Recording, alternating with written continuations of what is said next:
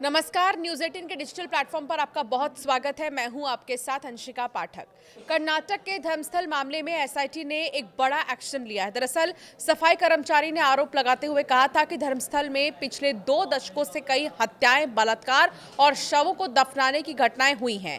इन आरोपों की जांच करने के लिए एसआईटी ने शिकायतकर्ता को गिरफ्तार किया है और उससे पूछताछ कर रही है। अधिकारियों का ये कहना है कि शिकायतकर्ता द्वारा दिए गए बयान और सबूत में कई गड़बड़ियां पाई जाने के बाद ये गिरफ्तारी हुई है। एसआईटी लगातार इस मामले की जांच कर रही है। कर्नाटक के धर्मस्थल में कई शवों को दफनाने के केस में नया ट्विस्ट आया है। इस मामले के शिकायतकर्ता को राज्य सरकार की स्पेशल इन्वेस्टिगेशन टीम ने गिरफ्तार कर लिया है। इसी शख्स ने पिछले 2 दशकों में धर्मस्थल में कई हत्याओं, बलात्कार और शव दफनाने का आरोप लगाया था। रिपोर्ट के मुताबिक एसआईटी के चीफ प्रणव मोहंती ने शिकायतकर्ता से शुक्रवार देर रात तक पूछताछ भी की। शनिवार सुबह उसे अरेस्ट कर लिया गया। उन्होंने कहा कि पूर्व सफाई कर्मी के बयान और दस्तावेजों में अंतर है। हालांकि टीम ने इस अंतर के बारे में जानकारी बहुत नहीं दी है। शिकायतकर्ता मंदिर का पूर्व सफाई कर्मचारी था। उसने दावा किया है कि उसने 1995 से 2014 के बीच धर्मस्थल में काम किया था। उसे महिलाओं और नाबालिगों समेत कई शवों को दफनाने के लिए मजबूर किया गया था। उसने आरोप लगाया था कि कुछ शवों पर यौन उत्पीड़न के निशान भी थे। उसने इस संबंध में एक मजिस्ट्रेट के सामने बयान भी दिया था। सफाई कर्मी की शिकायत पर ही धर्मस्थल थाने में जुलाई में मामला दर्ज किया गया था। 19 जुलाई को कर्नाटक सरकार ने मामले की जांच के लिए एसआईटी बनाई थी। शिकायतकर्ता के बयान के आधार पर टीम ने 13 जगहों पर खुदाई कराई थी। इस दौरान एक कंकाल और कुछ इंसानी हड्डियां भी मिली थी। चलिए अब आपको बताते हैं कि शिकायतकर्ता ने क्या बयान दिया था। 1998 से 2014 के बीच मंदिर में काम करता था। मैं अब आगे आ रहा हूं क्योंकि पछतावा और पीड़ितों को न्याय दिलाने की भावना मुझे चैन से जीने नहीं दे रही है। 1998 में धर्मस्थल के सुपरवाइजर ने पहली बार मुझे लाशों को चुपचाप निपटाने को कहा था। जब मैंने इनकार किया तो मुझे बेरहमी से पीटा गया और परिवार को जान से मारने की धमकी तक दी गई है। 2014 में मेरी नाबालिग रिश्तेदार के साथ भी यौन उत्पीड़न हुआ, जिसके बाद मैं परिवार समेत धर्मस्थल से भाग गया और गुमनाम पहचान के साथ दूसरे राज्य में रहने लगा।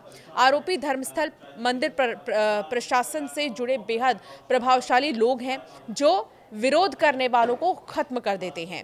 मैंने तस्वीर और दफन किए गए अवशेषों के सबूत पुलिस को सौंपे हैं। मैं पॉलीग्राफ टेस्ट और वैज्ञानिक जांच के लिए भी तैयार हूं। आपको ये बता देते हैं सबसे पहले कि ये धर्मस्थल क्या है, कहाँ है, क्या है इसका महत्व। तो धर्मस्थल मंदिर कर्नाटक के मंगलुरु के पास नेत्रावती नदी के किनारे बसा एक बहुत ही प्रसिद्ध मंदिर है। ये मंदिर भगवान शिव के एक रूप श्री मंजुनाथ का है। यहाँ खास बात यह है कि मंदिर की पूजा हिंदी पंडित करते हैं, लेकिन मंदिर का संचालन जैन धर्म के लोग करते हैं। ये मंदिर हिंदू और जैन धर्म के मेल का उदाहरण है। हर दिन हजारों लोग यहाँ दर्शन के लिए आते भी हैं। मंदिर में मुफ्त भोजन यानी अन्नदान, शिक्षा और इलाज की सुविधाएं भी दी जाती हैं।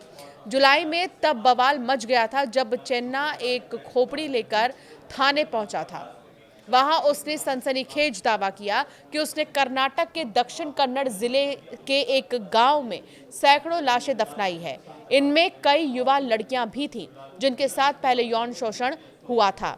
एक ताज़ा मामला धर्मस्थल से जुड़ा हुआ सामने आया था, जब लगातार एक तरफ जो है एसआईटी जांच कर रही है, खुदाई की जा रही है। धर्मस्थल के आसपास जितने भी इलाके हैं वहां पर खुदाई का काम चल रहा है। तो इस बीच एक ऐसा शव मिला जिसके प्राइवेट पार्ट में, एक ऐसी लड़की का शव मिला जिसके प्राइवेट पार्ट में मिट्टी भरा हुआ था।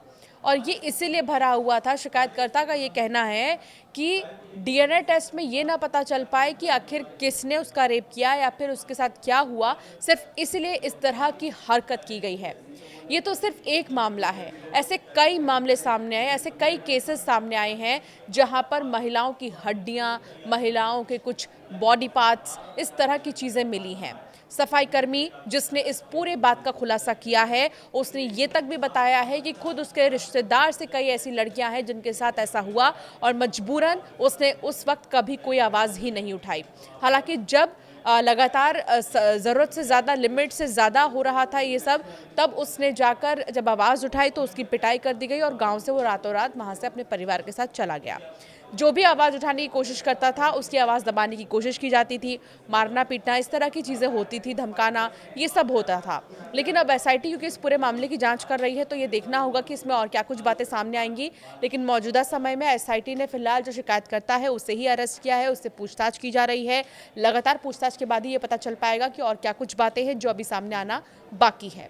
आपका क्या मानना है इस पर हमें ज़रूर कमेंट कर बताएं।